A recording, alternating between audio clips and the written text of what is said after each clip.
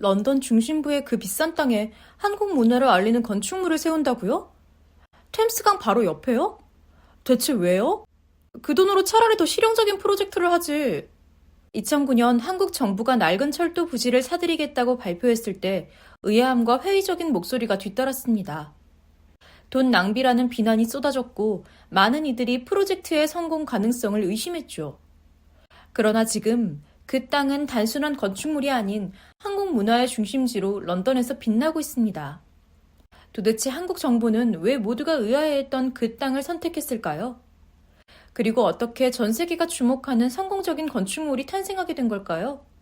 안녕하세요. 저는 런던에서 건축 설계를 하고 있는 리사입니다. 매일 크고 작은 건축 프로젝트를 맡다 보니 그저 일이 반복되는 것처럼 느껴질 때도 있어요.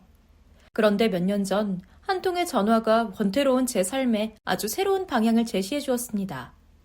발신자는 한국문화재청이었습니다. 한국 정부에서 런던 중심부에 문화공간을 세우고 싶다며 프로젝트를 맡아달라는 의뢰였죠. 솔직히 처음엔 의아했어요. 왜 한국 정부가 런던에서 그것도 오래된 철도 부지에 그런 공간을 세우려는 건지 잘 이해가 되지 않았거든요. 런던의 한국 문화를 알릴 복합 공간을 만들어 보고 싶습니다. 그들의 목소리는 확신에 차 있었어요. 자료를 받아보고 나니 그 이유를 조금은 알 것도 같더라고요. 부지는 템스강과 가까운 중심가였고 주변은 다양한 문화권의 사람들이 모이는 지역이었어요. 낡고 방치된 공간이었지만 잘만 활용하면 정말 특별한 장소가 될 가능성이 보였죠. 그날 밤 저는 부지 사진을 한참 들여다봤어요. 텅 비어있지만 한편으로는 무언가를 새롭게 창조할 여지가 많아 보였거든요. 이 공간이 한국 문화를 대표하는 랜드마크로 변모할 수 있다면 얼마나 멋질까 하는 생각에 가슴이 뛰었어요. 하지만 동시에 걱정도 됐죠. 낡고 버려진 공간을 살려내는 일이 쉽지만은 않을 테니까요. 며칠 뒤 회사 회의실에서 프로젝트 계획안을 발표했어요. 분위기는 냉랭했죠. 리사, 이거 실현 가능성이 너무 낮은 거 아니에요? 게다가 이 부지는 개발비만 해도 엄청날 겁니다. 부사장님이 그렇게 말하며 고개를 저었어요. 다른 동료들도 비슷한 반응이었죠. 한국 정부가 여기까지 와서 이 정도 규모의 프로젝트를 한다고요? 우리 예산만 낭비되게 하는 건 아닌가요? 저 역시 처음엔 그런 생각이 들었지만 부지와 주변 환경에 대해 조사하면 할수록 이 프로젝트가 단순히 건축물을 세우는 걸 넘어설 가능성이 있다는 확신이 들었어요. 그래서 이번에는 물러서지 않기로 했습니다. 그 부지는 위치가 너무 좋아요. 템스강 근처라는 건 무조건 강점입니다. 게다가 주변에 다양한 문화권 사람들이 모여 살고 있잖아요. 이런 장소에서 한국 문화를 소개한다면 이건 단순한 건축 프로젝트가 아니라 문화적 메시지를 전달하는 기회가 될 수 있어요. 그렇게 말하며 준비한 자료를 꺼냈죠. 부지 주변의 상권 데이터, 교통 접근성 분석, 그리고 최근 몇 년간 런던에서 동양 문화에 대한 관심이 얼마나 커졌는지를 보여주는 통계까지요. 발표를 끝내고 나니 회의실이 잠시 조용해졌어요. 부사장님은 여전히 회의적인 표정을 지으셨지만 좋아요. 한번 진행해 보세요. 다만 예산과 일정에서 문제 생기지 않게 조심해야 합니다. 그렇게 말하며 제게 기회를 주셨어요. 그 순간 더 큰 책임감을 느꼈습니다. 이 프로젝트는 제 커리어뿐 아니라 한국이라는 나라를 알리는 데도 중요한 역할을 할 수 있다는 생각이 들었거든요. 그날 저녁 저는 사무실에 늦게까지 남아 프로젝트 자료를 다시 검토했어요. 그리고 그제야 한국 문화를 대표하는 공간이란 게 어떤 모습이어야 할지 진지하게 고민하기 시작했어요. 전통적인 한옥을 단순히 재현하는 건 너무 뻔해 보였어요. 하지만 한국의 전통적인 미감을 현대적인 방식으로 풀어낸다면 이야기가 다를 것 같았죠. 한국 문화를 보여주려면 어떻게 해야 할까? 창밖을 보며 고민에 잠겼어요. 그러다 문득 제가 몇 년 전 봤던 한옥의 기와와 곡선이 떠올랐어요. 한옥 특유에서는 단순히 아름다움을 넘어선 깊은 이야기를 담고 있더라고요. 그것을 현대적인 건축물에 어떻게 담아낼 수 있을지 상상하며 스케치를 시작했죠. 그렇게 첫 발걸음을 뗀 프로젝트는 제게 새로운 세계를 열어주기 시작했어요. 한국의 전통과 런던이라는 도시에 어울리는 독창적인 공간을 만들어가는 과정이 쉽지는 않을 거라는 건 알고 있지만 도전해볼 만한 가치가 충분했거든요. 프로젝트가 공식적으로 승인되자마자 저는 본격적으로 설계 작업에 돌입했어요. 한국 전통 건축에 대한 자료를 하나하나 찾아 읽는 것부터 시작했죠. 사실 이전까지는 한옥에 대해 아는 게 거의 없었어요. 하지만 조사하면 할수록 그 섬세함과 깊이에 매료될 수밖에 없었어요. 기와의 곡선, 처마 아래로 흐르는 그림자, 창호의 패턴 하나하나가 단순히 장식이 아니라 자연과 사람을 연결하는 역할을 한다는 걸 알게 됐죠. 한옥은 단순한 건축물이 아니라 하나의 철학이 담긴 공간이었어요. 이 철학을 현대적인 방식으로 표현한다면 런던 사람들에게 한국의 정체성을 제대로 전달할 수 있겠구나, 그런 확신이 들었어요. 부지가 있는 곳은 런던 중심부의 오래된 철도 부지였어요. 낡은 벽돌 구조물들과 녹슨 철제 기둥들이 곳곳에 남아있었죠. 처음엔 이 공간이 너무 황량해 보여 걱정했지만 다시 보니 오히려 매력적으로 다가오더라고요. 한국의 전통과 이곳의 역사적 흔적을 융합하면 완전히 새로운 이야기를 만들어낼 수 있을 것 같았어요. 저는 이 철도 부지의 과거를 조사하기 시작했어요. 예전에 이곳은 물류와 교통의 중심지였더라고요. 한국 전통 건축의 요소를 활용해 이 공간을 새롭게 연결하는 다리를 만들어보자. 그렇게 콘셉트를 잡았어요. 설계의 기본적인 방향은 한옥의 철학을 바탕으로 현대적이고 개방적인 공간을 만드는 것이었어요. 한옥 특유의 곡선을 살리되 템스강과 주변 도시경관을 조화롭게 담아내는 걸 목표로 했죠. 그러던 중 한국에서 건축 전문가 한 팀이 런던을 방문하게 됐어요. 한국문화재청이 저희 팀에 협력 전문가를 붙여주겠다고 했거든요. 처음엔 조금 긴장됐어요. 제가 한국 전통 건축에 대해 배우기 시작한 지 얼마 되지 않았던 터라 그들 앞에서 제 설계를 해야 한다니 부담이 컸죠. 그런데 만나보니 그들은 굉장히 열린 마음으로 저와 이야기를 나눠줬어요. 특히 팀 리더였던 김 교수님은 한옥의 철학과 현대적 건축의 조화를 어떻게 풀어나갈지에 대해 많은 아이디어를 주셨어요. 한옥의 가장 중요한 요소는 공간 그 자체입니다. 단순히 형태를 따라하는 게 아니라 사람이 그 안에서 자연과 어우러질 수 있는 느낌을 만드는 게 핵심이에요. 그 말이 큰 깨달음이 됐어요. 예를 들면 한옥에서 중요한 마당의 개념을 어떻게 재해석할 수 있을까 고민했어요. 그래서 건물 중앙에 빛의 정원이라는 개념을 도입했어요. 유리 천장을 통해 자연광이 건물 내부로 스며들게 설계하고 그 공간에 한국의 사계절을 상징하는 정원을 꾸미기로 했죠. 한국에서는 마당이 사람들을 연결하고 대화를 나누는 공간이라고 들었어요. 그 철학을 현대적인 방식으로 재현하고 싶었죠. 그렇게 설계 방향이 잡혀가던 중 예상치 못한 난관이 찾아왔어요. 런던시 건축 허가 규정이 생각보다 까다로웠던 거죠. 특히 고층 건축물의 높이 제한, 주변 경관과의 조화 문제로 인해 몇몇 설계 아이디어를 수정해야 했어요. 이 곡선 형태는 너무 독특해서 주변과 어울리지 않는 것 같아요. 허가 담당자가 그렇게 말했을 때 제 디자인에 흠이 있다는 얘기를 듣는 것 같아 속상했어요. 하지만 포기할 수는 없었죠. 저는 밤새며 설계를 수정하고 허가 담당자들에게 프레젠테이션을 준비했어요. 한국 건축의 철학과 이 프로젝트의 문화적 가치를 강조하며 설득하기로 했죠. 이 건물은 단순히 외형이 독특한 건축물이 아닙니다. 이곳은 한국의 전통과 현대의 조화를 보여주는 공간이 될 겁니다. 또한 주변 환경과도 유기적으로 연결되도록 설계했습니다. 그렇게 여러 번의 협의 끝에 저는 최종 디자인에 대한 승인을 받을 수 있었어요. 설계가 진행될수록 디테일에 더 많은 신경을 썼어요. 예를 들어 도서관 내부에는 한글의 독창성과 아름다움을 표현하기 위해 천장에 한글 자음을 모티브로 한 조명을 설치하기로 했어요. 한국 전통 문양은 벽면에 레이저 커팅으로 새겨 넣어 공간의 깊이를 더했고요. 지하에는 대규모 공연장을 계획했어요. 한국의 전통음악과 현대적인 퍼포먼스를 모두 담을 수 있는 다목적 공간이었죠. 특히 공연장의 천장은 전통 기와에서 영감을 받아 곡선을 살리고 LED 조명을 통해 하늘과 같은 느낌을 주기로 했어요. 가장 큰 고민은 건물의 외관이었어요. 저는 투명한 유리를 사용해 내부 공간이 외부에서 보이도록 설계했어요. 특히 유리 외벽을 통해 한국 전통의 곡선미가 자연스럽게 드러나도록 했죠. 낮에는 건물 내부가 보이지만 밤에는 유리벽에 은은한 조명이 비쳐 마치 한복의 곡선 같은 느낌이 들게 하자. 그런 구상이 머릿속에 떠올랐어요. 이제 설계가 거의 마무리되면서 저는 런던 한복판에 한국 문화가 뿌리내릴 공간이 서서히 모습을 드러내고 있다는 사실에 설레기 시작했어요. 다음은 공사의 시작이었어요. 설계 도면이 실제 건축물로 완성되는 과정을 지켜보는 일이 저를 기다리고 있었죠. 프로젝트가 설계 단계를 마치고 드디어 본격적인 공사가 시작됐어요. 아무리 도면을 꼼꼼히 준비했다고 해도 실제 현장에서 부딪히는 일은 늘 새로운 문제를 맞닥뜨리게 하는 법이었거든요. 예상보다 더 공사 현장은 분주했고 저는 매일 아침 일찍부터 늦은 밤까지 현장을 지키며 모든 과정을 확인했어요. 런던 중심부라는 위치 때문에 공사 과정에서도 많은 제약이 있었어요. 현장의 소음 규제가 엄격해서 작업 시간을 제한해야 했고 근처 주민들의 민원을 신경 써야 했죠. 하지만 가장 큰 도전은 오래된 철도 부지에 기반을 새로 다지는 일이었어요. 폐쇄된 철도의 터널과 기둥을 보존하면서도 현대적인 건축물을 안정적으로 올릴 방법을 찾아야 했거든요. 첫 번째 난관은 철도 터널 위에 구조물을 세우는 과정에서 시작됐어요. 기존의 기초 설계가 실제 집안 상태와 완벽히 맞지 않았던 거예요.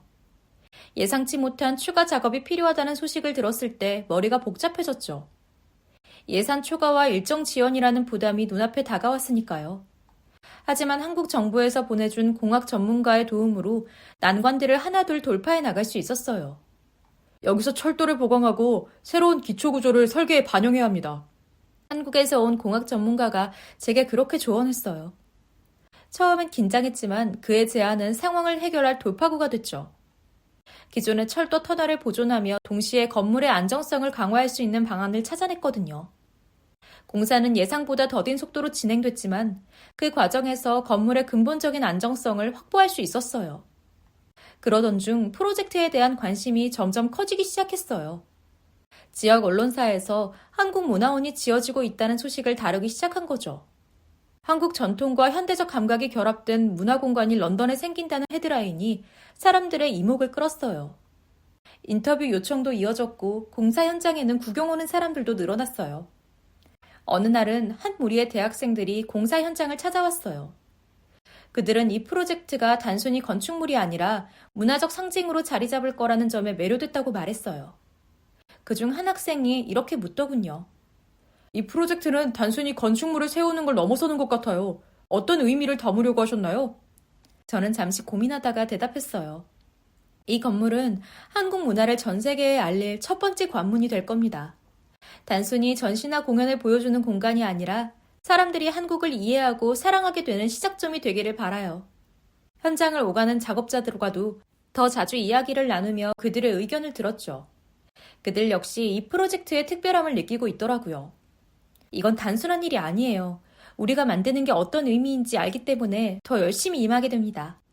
한 작업자가 그렇게 말했을 때 마음이 뭉클했어요. 공사가 절반쯤 진행됐을 무렵 문화재청의 최 팀장이 다시 현장을 방문했어요. 그는 한국에서부터 이 프로젝트를 이끌어온 핵심 인물이었어요. 현장을 둘러보던 그는 공사가 잘 진행되고 있다며 고맙다고 했어요. 하지만 동시에 그의 표정에는 약간의 긴장감도 엿보였어요. 리사, 우리 모두에게 중요한 프로젝트인 거 아시죠?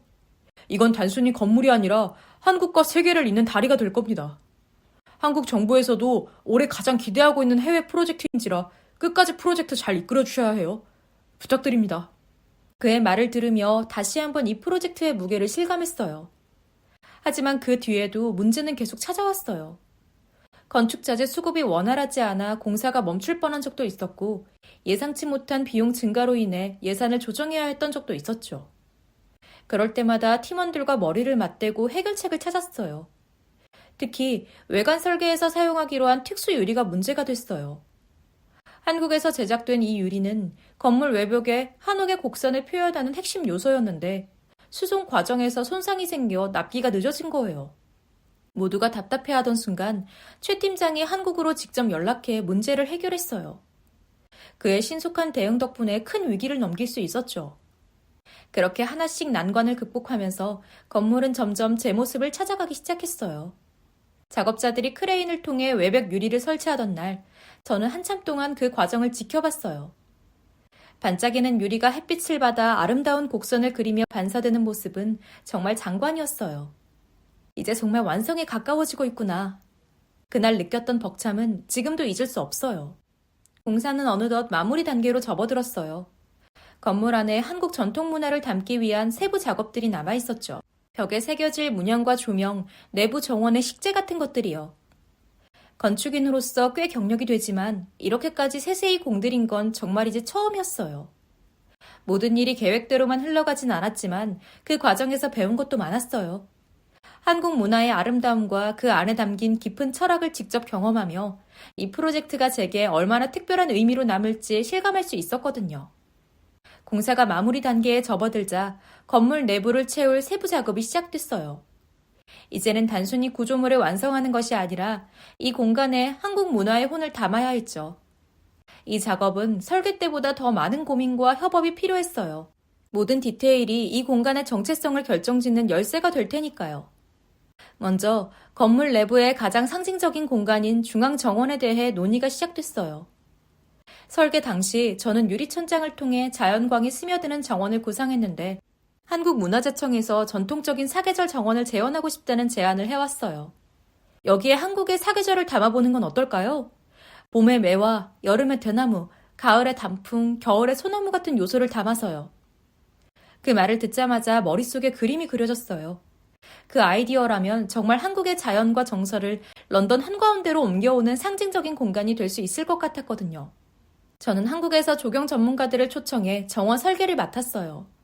그들은 실제 한국 전통 정원에서 사용하는 식재와 배치를 고스란히 가져와 이 공간에 재현했죠. 정원을 둘러싸는 곡선형 벤치에는 한글 자음과 모음을 조각해 넣었어요. 사람들이 앉아 쉬는 동안 자연스럽게 한국의 언어를 느낄 수 있도록요. 내부 전시 공간도 중요한 작업 중 하나였어요. 특히 3층 한글 도서관은 프로젝트의 핵심이었죠.